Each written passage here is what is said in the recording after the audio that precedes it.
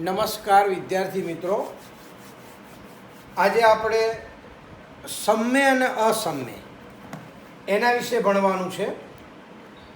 પ્રકરણ 1માં ઘણા વિદ્યાર્થીઓને હજુ સમય અને અસમયમાં તકલીફ પડે છે. એને સમય અસમય ગોતવામાં પણ તકલીફ પડે છે, યાદ રાખજો. તો સમય સંખ્યા કોને કહેવાય અને અસમય સંખ્યા કોને કહેવાય? તો સમય સંખ્યા.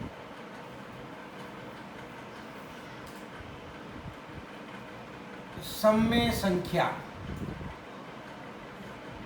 યાદ રાખજો. તો જે સંખ્યાને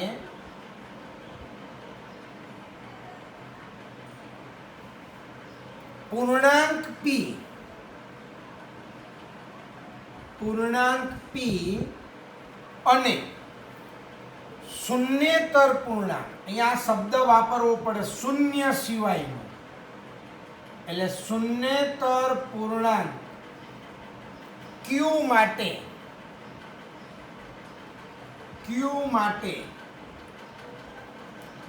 p ના છેદમાં q સ્વરૂપમાં દર્શાવી શકાય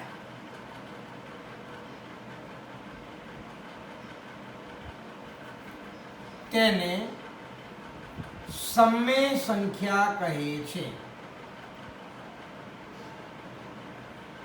સંખ્યા કહે છે, યાદ રાખજો. એટલે આપણે p ના છેદમાં q સ્વરૂપમાં જે સંખ્યાઓને દર્શાવી શકાય એ બધી જ સમય સંખ્યાઓ, એટલે કે તમે એમ 5 લખ્યું તો આ 5 સમય સંખ્યા છે. કેમ? તો નીચે કાંઈ નથી એટલે આપણે 1 લખી શકાય. એટલે આ p ના છેદમાં q સ્વરૂપમાં આપણે આને દર્શાવ્યું, એટલા માટે સમય. બીજી વસ્તુ, દાખલા તરીકે 3/2 લખ્યું માઇનસ, તો આ પણ સમય સંખ્યા, કારણ કે આને પણ આપણે આ p ના છેદમાં q સ્વરૂપમાં દર્શાવી શકાય. દાખલા તરીકે તમે -5 લખ્યું તો આ પણ સમય સંખ્યા, છેદમાં કાંઈ નથી એટલે આપણે આ માઇનસ નિશાન તો ખરું, છેદમાં 1, એટલે આને પણ આપણે આ p પૂર્ણાંક છે. પૂર્ણાંકની અંદર ધન પૂર્ણાંક પણ આવે અને ઋણ પૂર્ણાંક પણ આવે, અને q શૂન્યેતર પૂર્ણાંક છે, એટલા માટે આને શૂન્યેતર કહેવામાં આવે.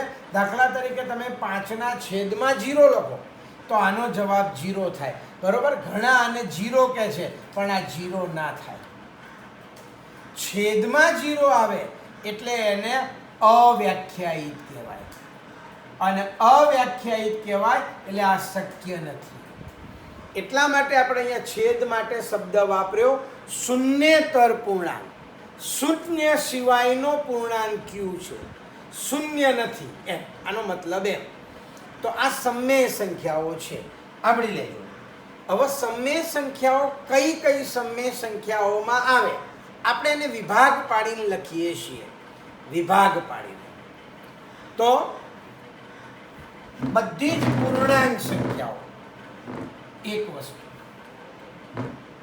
એટલે પ્રાકૃતિક સંખ્યાઓ, પૂર્ણ સંખ્યાઓ અને પૂર્ણાંક સંખ્યાઓ. એટલે પ્રાકૃતિક સંખ્યાઓ,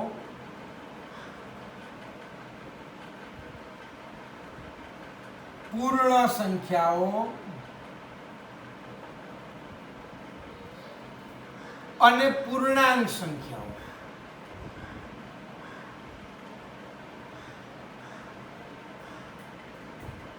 ને સમય સંખ્યાઓ કહે છે.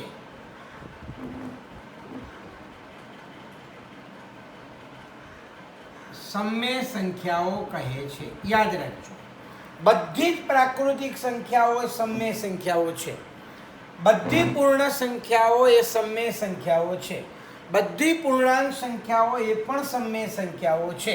એટલે દાખલા તરીકે અહીં આગળ 3, 5, -8, -10, 0 વગેરે, આ બધી જ સમય સંખ્યાઓ છે.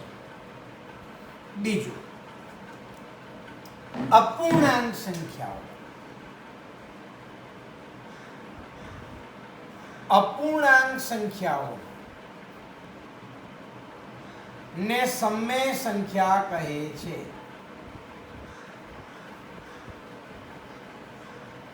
દાખલા તરીકે અહીંયા 3/2 આ અપૂર્ણાંક છે તો આ સમમેય સંખ્યા. -5 અષ્ટમાંશ સમમેય સંખ્યા. 22 યાદ રાખજો, તમે 22 બોલો તો સમમેય, પણ પાઈ બોલો તો અસમમેય. આ પાઈ અસમમેય છે, આ સમમેય છે. પાઈનો મૂલ્ય 22 લઈએ છીએ આપણે, પણ એ આશરે છે, એપ્રોક્સિમેટલી એની નજીકનું મૂલ્ય છે, પોતે નથી. પાઈ પોતે 22 નથી, બરોબર? એટલે 22 આવે તો સમમેય, પાઈ આવે તો અસમમેય. એટલે 22 8/11 વગેરે આ બધી સમમેય સંખ્યાઓ છે. ત્રીજું, શાંત દશાંશ સંખ્યાઓ ને સમમેય સંખ્યા કહે છે. શાંત, હવે શાંત દશાંશ સંખ્યાઓ એટલે શું? તો દશાંશ ચિહ્ન પછી જે આંકડાઓ છે એ ફિક્સ હોય તો એને શાંત દશાંશ સંખ્યાઓ કહેવાય. દાખલા તરીકે 3.5 તો આ શાંત દશાંશ સંખ્યા થઈ. 2.25 આ શાંત દશાંશ સંખ્યા થઈ. -0.00008 તો આ શાંત દશાંશ સંખ્યા થઈ. -12.0725 તો આ શાંત દશાંશ સંખ્યા થઈ. તો આ શાંત દશાંશ સંખ્યાઓ જે પણ હોય એને સમમેય સંખ્યા કહેવાય. ચોથું, અનંત આવૃત. અનંત આવૃત એનું બીજું નામ પુનરાવર્તિત. પુનરાવર્તિત દશાંશ સંખ્યાઓ ને સમમેય સંખ્યા કહે છે. સંખ્યા કહે છે. હવે અનંત આવૃત તો એને સમમેય સંખ્યા કહે છે. દાખલા તરીકે આપણે 0 પોઈન્ટ અહીંયા મેં 6 6 6 6 6 6 લખ્યું તો આને અનંત આવૃત, જેનું પુનરાવર્તન થયું. આને બીજી રીતે મારે લખવું પડે હોય તો 0.6 એના ઉપર 12 એટલે અહીંયા 6 નું પુનરાવર્તન થયું. તો આવી સંખ્યાઓને સમમેય સંખ્યા કહેવાય. દાખલા તરીકે 12.25 25 25 અહીંયા 25 નું પુનરાવર્તન થયું તો અહીંયા 12.25 ના ઉપર 2 લીટા, કારણ કે 2 આંકડાનું પુનરાવર્તન થયું, બરોબર? એટલે આ સમમેય સંખ્યાઓ છે. પછી 10.328 28 28 એમ તો આ 10 એમના એમ, 3 એમના એમ અને 28 નું પુનરાવર્તન થયું. તો આ જેનું પુનરાવર્તન થતું હોય એ બધી સંખ્યાઓ એને સમમેય સંખ્યાઓ કહેવાય. અને પાંચમી વસ્તુ, અને પાંચમું, જેનું વર્ગમૂળ, ઘનમૂળ, ચતુર્થમૂળ વગેરે નીકળે તેને સમમેય સંખ્યા કહે છે. યાદ રાખજો. તો સમમેય સંખ્યા કહે છે. સમમેય સંખ્યામાં આટલી વસ્તુ આવે, જેનું વર્ગમૂળ, ઘનમૂળ, ચતુર્થમૂળ વગેરે નીકળે. એટલે દાખલા તરીકે આપણે અહીંયા વર્ગમૂળમાં 4 લખ્યા તો આનો જવાબ આપણને ખબર છે 2, માટે આ સમમેય. પણ વર્ગમૂળમાં 3 લખો તો 3 કોઈનો વર્ગ નથી, માટે અસમમેય. પછી ઘનમૂળમાં 27 લખ્યું તો આપણને ખબર છે કે 27 3 નો ઘન, માટે આ સમમેય. દાખલા તરીકે પંચમૂળમાં 32 લખ્યું તો 32 કોની 5 ઘાત? તો 2 ની 5 ઘાત. એટલે જેનું વર્ગમૂળ, ઘનમૂળ, ચતુર્થમૂળ નીકળે આ બધાને સમમેય સંખ્યાઓ કહેવાય. બરોબર? યાદ રાખજો. હવે આ 5 મુદ્દા યાદ રાખવાના છે સમમેય સંખ્યાઓમાં. પ્રાકૃતિક સંખ્યાઓ હોય, પૂર્ણ સંખ્યાઓ હોય અથવા પૂર્ણાંક સંખ્યાઓ હોય, આ બધાને સમમેય સંખ્યા કહેવાય. અપૂર્ણાંક સંખ્યાઓ એને પણ સમમેય સંખ્યા કહેવાય. દશાંશ ચિહ્નવાળી સંખ્યાઓ પણ એમાં શાંત દશાંશ ચિહ્નવાળી એને પણ સમમેય કહેવાય.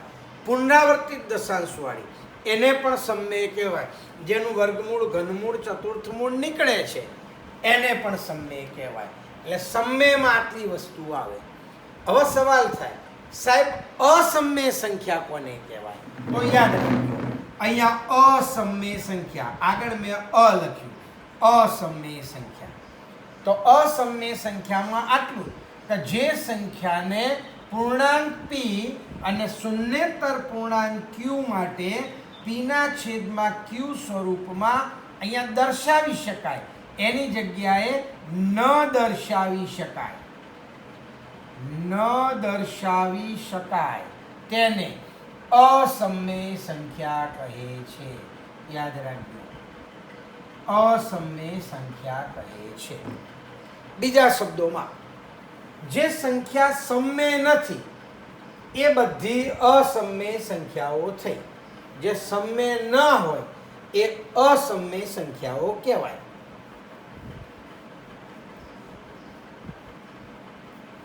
અહીંયા અથવા બીજી રીતે કહેવું હોય તો સમમેય ન હોય તેવી સંખ્યાઓને અસમમેય સંખ્યાઓ કહે છે.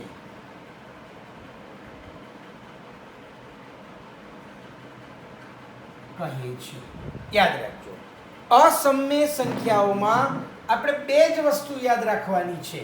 એમાં પહેલી વસ્તુ, જેનું વર્ગમૂળ, ઘનમૂળ, ચતુર્થમૂળ વગેરે ન નીકળે તેને અસમમેય સંખ્યાઓ કહે છે. અસમમેય સંખ્યાઓ કહે છે.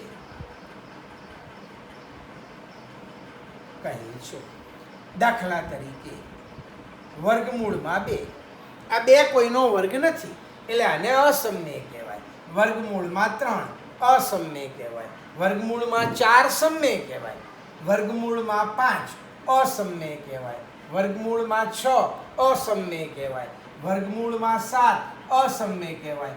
વર્ગમૂળમાં 8 અસમમેય કહેવાય.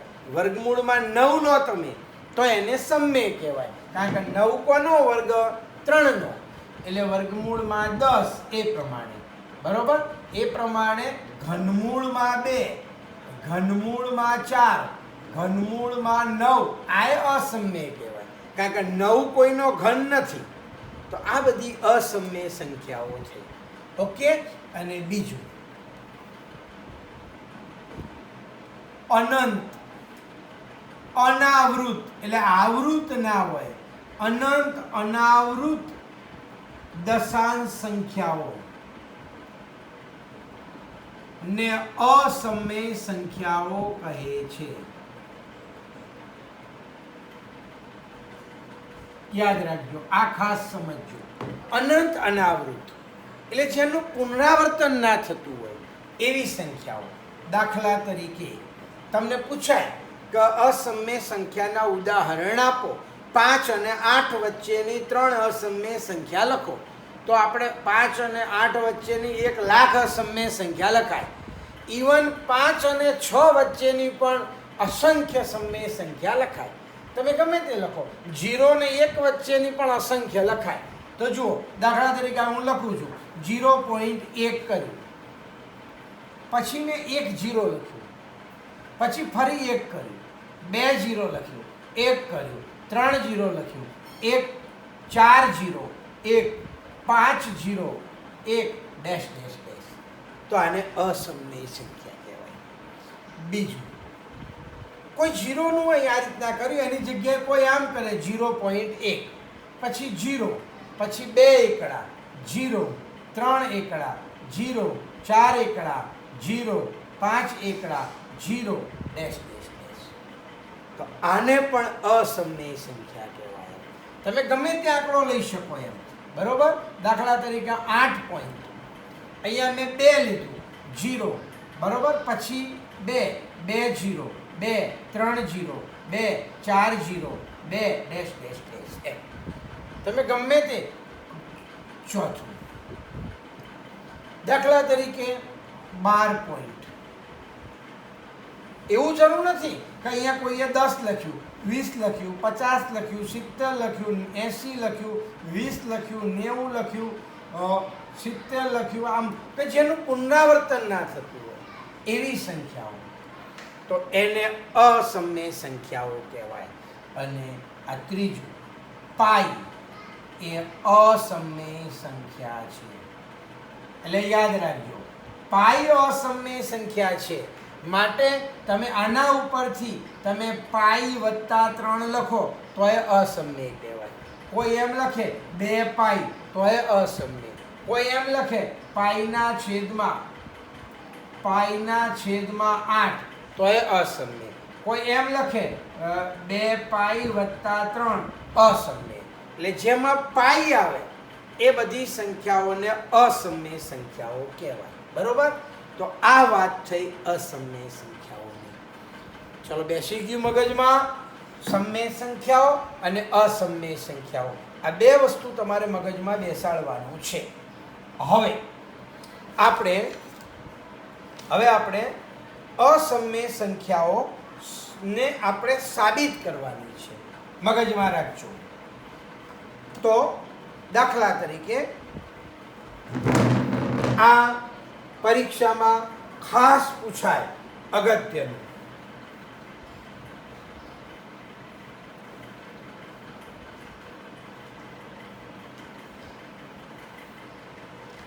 બરાબર ધ્યાન રાખજો. આ પ્રમાણે આવે, સાબિત કરો કે વર્ગમૂળમાં 5 અસમમેય સંખ્યા છે. યાદ રાખજો. તો અહીંયા આપણે આનાથી ઊંધું ધારવાનું. બરોબર. ઊંધું ધારવાનું. કે ધારો કે આ સાબિતીનો એક પ્રકાર છે ઊંધું ધારવું. એ આપણે ખોટું ધારવાનું અને છેલ્લે આપણે એવું નક્કી કરવાનું કે આપણી ધારણા ખોટી છે. એટલે આ શક્ય નથી, માટે ઓટોમેટિક એના સિવાયનું શક્ય છે. બરોબર. અને અનિષ્ટાપતિની રીત કહેવાય સાબિત કરવામાં. તો ધારો કે અહીંયા વર્ગમૂળમાં 5 સમમેય છે. આ સમમેય સંખ્યા છે. અને આપણે હમણાં જ સમમેયની વ્યાખ્યા લખાવી. કોઈ પણ સમમેય સંખ્યા હોય એને પીના છેદમાં ક્યુ સ્વરૂપમાં દર્શાવી શકાય. એટલે અહીંયા માટે વર્ગમૂળમાં 5 બરાબર એના છેદમાં બી. જ્યાં હવે યાદ રાખજો, અહીંયા બે વસ્તુ છે. તમે અહીંયા એમ પણ લખી શકો કે જ્યાં એ અને બી, એ કહેવાનો મતલબ એ બંને વચ્ચે સામાન્ય અવયવ કોઈ નથી.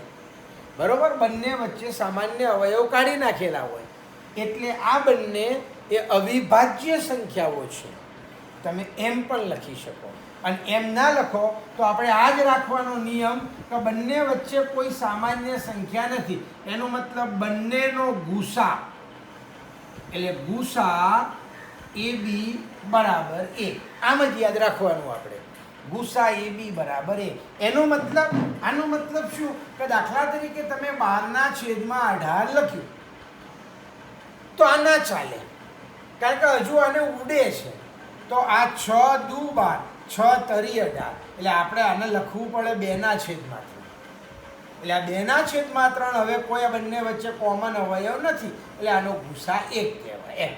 એટલે અહીંયા એવું કહેવા માંગે છે કે એ અને બી વચ્ચે કોઈ સામાન્ય અવયવ નથી.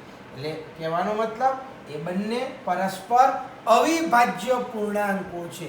ગુસા 1 પણ લખાય અને એમ પણ લખાય. એ અને બી પરસ્પર અવિભાજ્ય પૂર્ણાંકો છે. આ બંને સાચું. હવે આપણે આ વર્ગમૂળ મારે કાઢી નાખવું છે, તો બંને બાજુ વર્ગ કરવા પડે. અહીંયા વર્ગ કરીએ એટલે 5 થઈ જાય અને અહીંયા વર્ગ કરીએ એટલે a વર્ગના છેદમાં b વર્ગ થાય. એટલે અહીંયા આપણે કર્યું બંને બાજુ વર્ગ લેતા એટલે વર્ગ કરે. હવે આ b વર્ગ ભાગાકારમાં છે, આ બાજુ આવે એટલે ગુણાકારમાં. એટલે અહીંયા આવું થયું a વર્ગ બરાબર 5b વર્ગ થયું. હવે આપણે અવયવમાં તમને શીખવાડ્યું આગળ કે જ્યારે કોઈ પણ સંખ્યા ગુણાયેલી હોય તો એ જે ગુણાયેલી સંખ્યાઓ છે એને એ બાકીની સંખ્યાના આપેલી સંખ્યાના અવયવ કહેવાય. એટલે આ 5 ગુણાયેલો છે આની હારે, એટલે 5 એ આ a વર્ગનો અવયવ છે. યાદ રાખજો, અવયવ છે એટલે આપણે એને ગુજરાતી ભાષામાં પણ લખાય તો 5 એ a વર્ગનો અવયવ છે. અને ગણિતની ભાષામાં લખવું હોય તો આમ લખાય 5, પછી આપણે આમ ઊભો લીટો કરવાનો. આ લીટાની મતલબ અવયવ, અહીંયા a વર્ગ, એટલે 5 અવયવ છે a વર્ગ. આને બોલાય એમ. હવે 5 કોઈ વર્ગમૂળ સંખ્યા નથી, આ વર્ગવાળી સંખ્યા નથી. એનો મતલબ a વર્ગનો અવયવ જો 5 હોય તો a નો અવયવ પણ 5 થાય. માટે 5 અવયવ છે a. આ 5 અવયવ છે એ થયું. ઓકે. અને હવે ધારી લેવાનું. ધારો કે a બરાબર અહીંયા 5, એની પાછળ a1 લેવાય, b1 લેવાય, c લેવાય, m લેવાય, ગમે તે લેવાય. અવયવનો મતલબ ગુણાયેલી સંખ્યા છે. એટલે a બરાબર 5c. આપણે c લીધું અહીંયા. તમે ગમે તે c કોઈ પૂર્ણાંક છે, જ્યાં c પૂર્ણાંક છે, આ પૂર્ણાંક છે ગમે તે એમ. એટલે c બિલોંગ્સ ટુ z એમ પણ લખાય. આવું ગુજરાતી ભાષામાં ના લખો ને c બિલોંગ્સ ટુ z લખો તોય વાંધો નહીં. હવે આની કિંમત આપણે અહીંયા ઉપરનામાં મૂકવાની. આ a ની જગ્યાએ, તો a ની જગ્યાએ 5c મૂક્યું, એનો વર્ગ બરાબર 5b નો વર્ગ. હવે આનો વર્ગ કરો ને એટલે તમારે 25 લખવાની જરૂર નથી. 5 ગુણ્યા 5, અહીંયા c નો વર્ગ, અને આ 5 છેદમાં આવી ગયો એટલે અહીંયા b વર્ગ વધ્યો. એટલે આ 5 5 ઉડી, એટલે આપણે આવું આવ્યું b વર્ગ બરાબર 5c વર્ગ. એનો મતલબ આ 5 એ અહીંયા ગુણાયેલું આવ્યું એટલે 5 અવયવ છે b વર્ગ, અને માટે 5 અવયવ છે b. યાદ રાખજો. એટલે 5 એ a નો પણ અવયવ છે અને 5 એ b નો પણ અવયવ છે. બંનેમાં 5 કોમન આવ્યું. બંનેમાં 5 કોમન આવ્યું એનો મતલબ 5 એ બંનેનો ગુસા થયો. માટે ગુસા ab બરાબર 5. પરંતુ આપણે તો લીધું છે, પરંતુ અહીંયા ગુસા ab બરાબર 1. ગુસા ab બરાબર 1 છે. આપણે અહીંયા જવાબ આવ્યો ગુસા ab બરાબર 5. એનો મતલબ ખોટું આવ્યું. એટલે માટે આપણી ધારણા અહીંયા આગળ આપણે જ્યાં સાબિત કર્યું એ આપણી ધારણા ખોટી છે. આપણી ધારણા ખોટી છે. અને આપણી ધારણા ખોટી છે એનો મતલબ આ સમય નથી. એનો મતલબ માટે વર્ગમૂળમાં 5 અસમય છે, અસમય સંખ્યા છે. હવે આવું ગમે તે પૂછાઈ શકે. અહીંયા 7 લખેલું આવે તો આપણે જ્યાં 5 દેખાય ત્યાં 7 કરવાના. એટલે અહીંયા 7 અવયવ છે a, અને પછી 7 ગુણ્યા 7, 7 7 ઉડી જાય એટલે 7 અવયવ છે b. એટલે અહીંયા ગુસા ab બરાબર 7, પરંતુ ગુસા ab બરાબર 1 છે. માટે આપણી ધારણા ખોટી છે. બરોબર? એ રીતના સાબિત કરવાનું છે. ઓકે. આ મોસ્ટ IMP છે, મગજમાં રાખજો. આ તમારે ખાસ પૂછાય આવી રીતના. હવે આ એક સંખ્યા હતી, એની જગ્યાએ 2 સંખ્યા આવે બે સંખ્યા આવે તો શું કરવાનું? દાખલા તરીકે આવું આવે, સાબિત કરો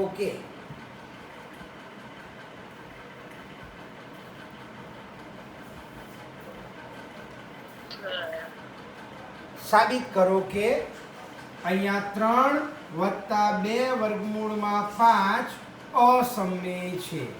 આવું સાબિત કરવાનું આવે તો આપણે શું કરવાનું? આપણે તો આપણી રીતે ધારો કે 3 + 2 વર્ગમૂળમાં 5 સમમેય છે, અને સમમેય છે એટલે આપણે લખી નાખવાનું. માટે 3 + 2 વર્ગમૂળમાં 5 બરાબર a/b, જ્યાં ગુસા ab બરાબર 1. આવું આપણે લખી નાખ્યું. હવે આપણે આ ટોપી એક બાજુ રાખવાની, બાકીનું સામે જવા દેવાનું. એટલે અહીં આગળ આ 2 વર્ગમૂળમાં 5 એમ ના એમ રાખ્યું. આ 3 સામે ગયા એટલે a/b -3. હવે આનો લસા લેવાનો એટલે b લસા આવ્યો, એટલે આ b સામે ગુણાય એટલે a -3b થયું. અને આ બગડો ગુણાકારમાં છે, સામે જાય એટલે ભાગાકારમાં, એટલે અહીંયા વર્ગમૂળમાં 5 વધ્યું. ઓકે, બોલો આટલી ખબર પડી ગઈ. પરંતુ આ a અને b એ અવિભાજ્ય પૂર્ણાંકો છે, એટલે આ આખી સંખ્યા એ સમમેય છે. બરોબર, આ સમમેય છે. અહીંયા a માઇનસ જે અહીંયા આવેલું હોય a -3b/2b સમમેય સંખ્યા છે, પરંતુ માટે સમમેય સંખ્યા છે, પરંતુ આપણી આ સંખ્યા વર્ગમૂળમાં 5 અસમમેય સંખ્યા છે. અને અસમમેય સંખ્યા છે એટલે આ બંને, એકને આપણે સમમેય કહીએ, સામે અસમમેય મળ્યું એટલે આપણે વિરોધાભાસ છે. બરોબર, આ બંને ખોટું છે, અસમમેય સંખ્યા છે. બરોબર, એટલે આને એમ કહેવાય વિરોધાભાસ છે.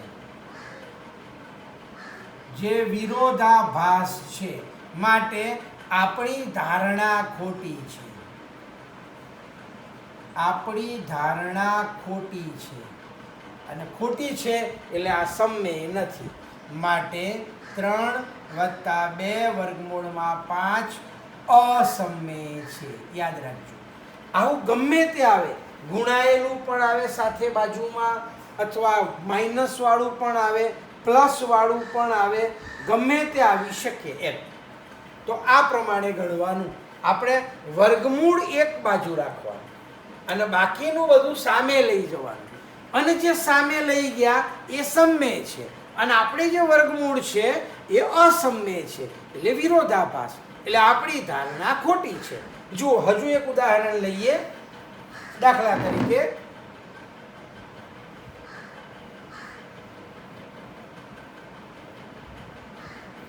અહીંયા આ પ્રમાણે આવ્યું. દાખલા સાબિત કરો કે 7 વર્ગમૂળમાં 5 અસમમેય છે.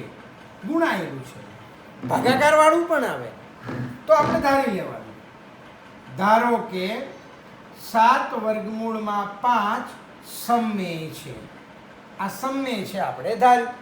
માટે 7 વર્ગમૂળમાં 5 બરાબર a/b, જ્યાં ગુસા ab બરાબર 1, અથવા જ્યાં a અને b અવિભાજ્ય પૂર્ણાંકો છે, પરસ્પર અવિભાજ્ય પૂર્ણાંકો છે, એમ પણ લખી શકાય.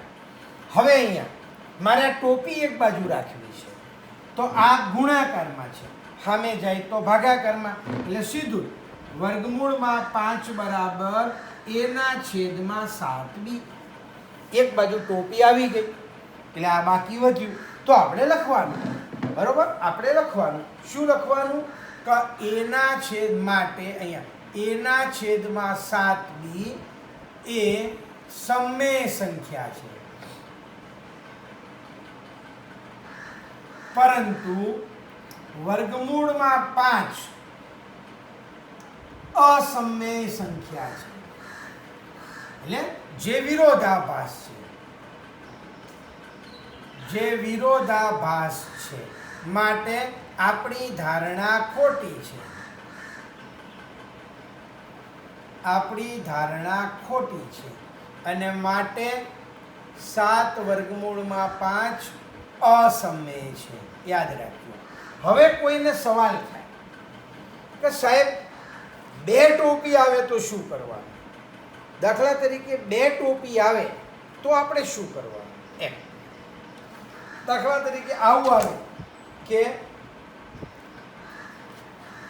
વર્ગમૂળમાં, હજુ એક દાખલો લઈએ. સાબિત કરો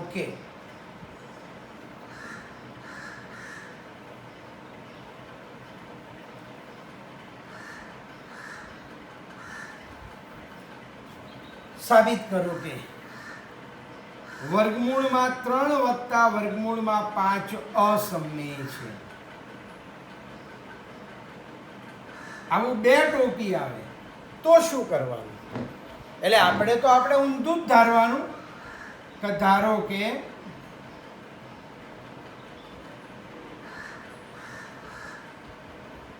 વર્ગમૂળમાં 3 વત્તા વર્ગમૂળમાં 5 સમય છે. બરોબર? સમય છે. એલાવ કરવાનું નહીં કોઈ. સમય છે માટે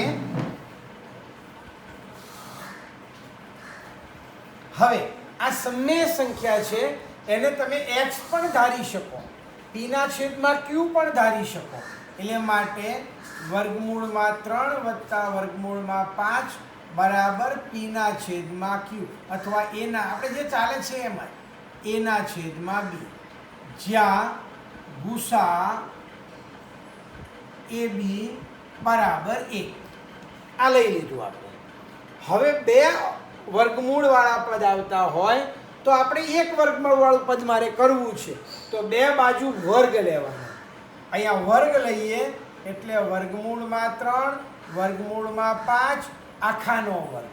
અહીંયા a નો વર્ગ b નો વર્ગ. અહીંયા બંને બાજુ વર્ગ લેતા, જો 2 વર્ગમૂળ વાળા આવે તો આપણે આવું કરવાનું, બંને બાજુ વર્ગ લેવાનો. હવે આનો વર્ગ લઈએ એટલે પહેલા પદનો વર્ગ વત્તા 2 વખત પહેલું બીજું અને વત્તા બીજા પદનો વર્ગ. આમ થયું. આ પૂર્ણ વર્ગનું વિસ્તરણ થયું.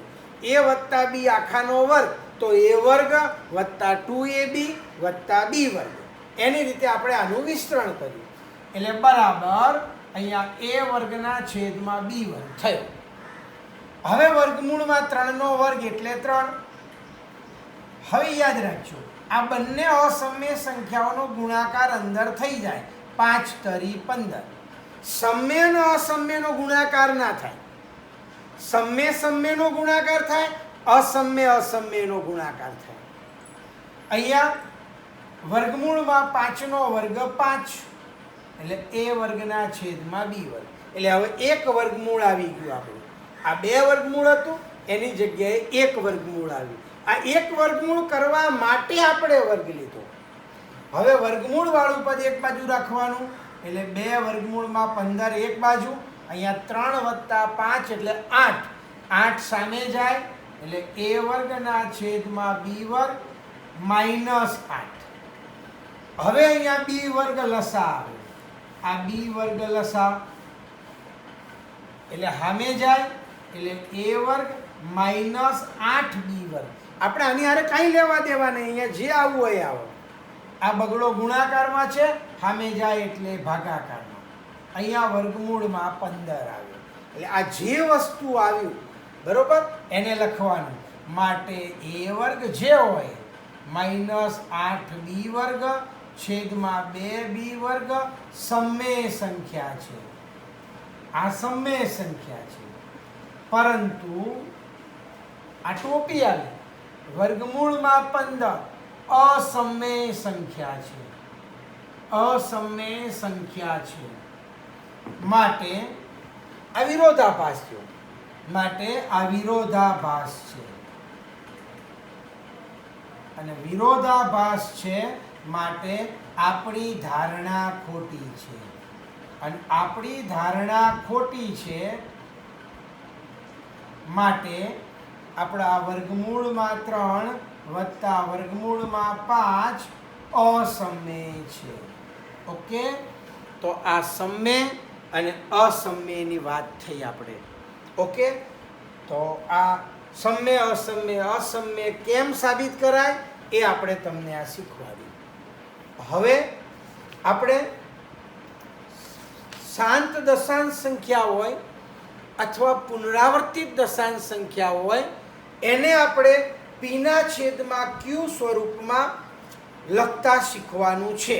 તો પહેલામાં પહેલી વસ્તુ, કોઈ પણ સંખ્યાને આપણે જોઈ અને ખબર પડી જાય કે આમાં કઈ સંખ્યા એ શાંત દશાંશ સંખ્યા છે અને કઈ સંખ્યા એ શાંત દશાંશ સંખ્યા નથી.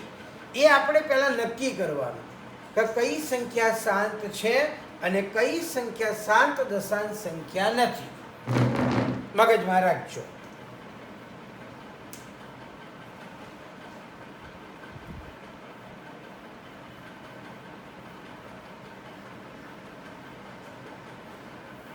તો અહીંયા શાંત દશાંશ સંખ્યા,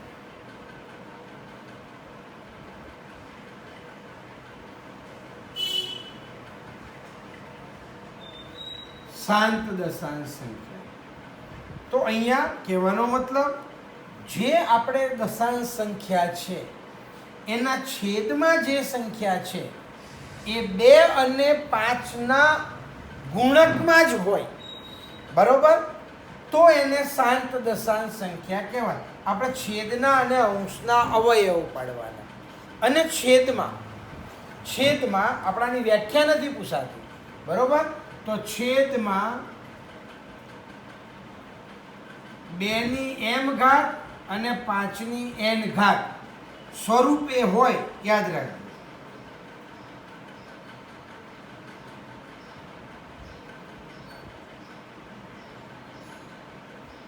તો તેને શાંત દશાંશ સંખ્યા તરીકે દર્શાવી શકાય. યાદ રાખજો, છેદમાં 2 અને 5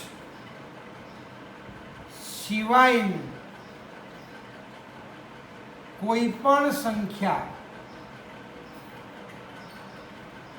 પણ સંખ્યા આવે તો તેને શાંત દશાંશ સ્વરૂપે દર્શાવી શકાય નહીં. હવે મગજમાં રાખજો કે આપણે શાંત દશાંશ સ્વરૂપ શોધવા માટે અહીંયા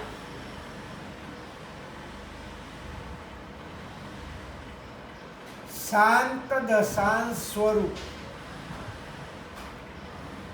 શોધવા છેદમાં 2 અને 5 ની ઘાત સરખી કરવી,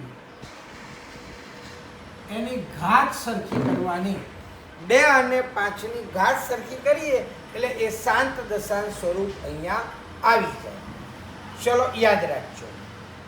હવે દાખલા તરીકે હવે એક આપણે આવી સંખ્યા છે કે 13ના છેદમાં અહીંયા 3125 લખ્યું છે 13ના છેદમાં. તો હવે આ શાંત છે કે નહીં? જો કાં તો શાંત હોય કાં તો અનંત આવૃત હોય, બેમાંથી એક હોય, તો એ કયા સ્વરૂપે છે આપણે જોવાનું છે. અને જો શાંત હોય તો આપણે એનું શાંત દશાંશ સ્વરૂપ શોધવાનું છે. તો આના માટે આપણે આ છેદના અવયવ પાડવાના. તો 3125 એના આપણે અવયવ પાડ્યા. તો અવયવ પાડ્યા એટલે અહીંયા 5 ભાગ ચાલે.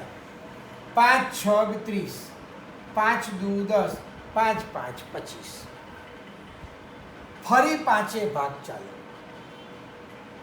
125, 5 ભાગ ચાલે 25, પાંચે ભાગ ચાલે 5 અને પાંચે ભાગ ચાલે 1. એટલે અહીં આગળ આવ્યું 13/5ની 1 2 3 4 અને 5 5ની 5 ઘાત. એટલે અહીંયા છેદમાં ફક્ત 5 આવ્યો.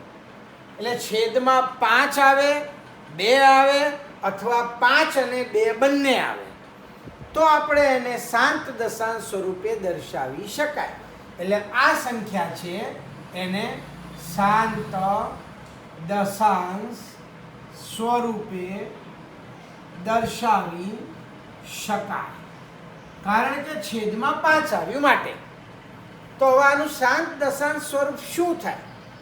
તો આપણે શોધવું હોય તો છેદમાં આપણે લખાયું કે છેદમાં 2 અને 5ની ઘાત સરખી કરવી. તો અહીંયા 5ની 5 ઘાત છે, આમાં બગડો છે જ નહીં, તો આપણે ખિસ્સાનું લખવાનું. અહીંયા 2ની 5 ઘાત આના જેટલી, અને ઉપર પણ લખવાનું 2ની 5 ઘાત આપણે લખ્યું.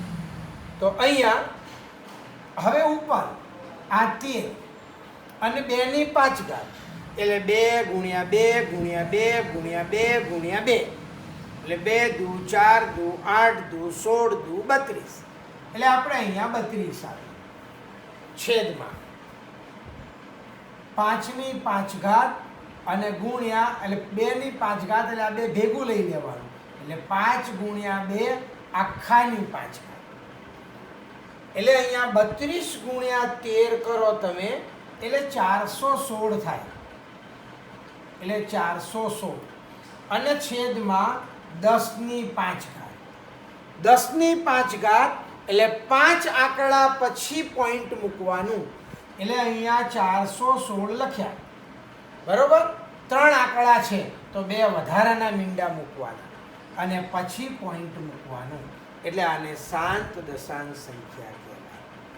યાદ રાખજો, છેદમાં 5 આવે, 2 આવે, 5 અને 2 બંને આવે તો શાંત. 5 અને 2 સિવાયની ગમે તે સંખ્યા આવે તો શાંત નહીં. આ યાદ રાખજો. હવે આપણે આવી સંખ્યા છે, બીજું ઉદાહરણ લઈએ.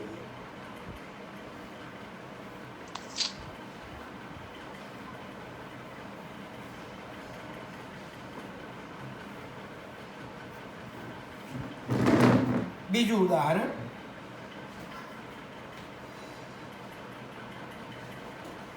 અહીંયા 17ના છેદમાં મેં 500 લખ્યા. તો આપણે 500ના અવયવ પાડવાના.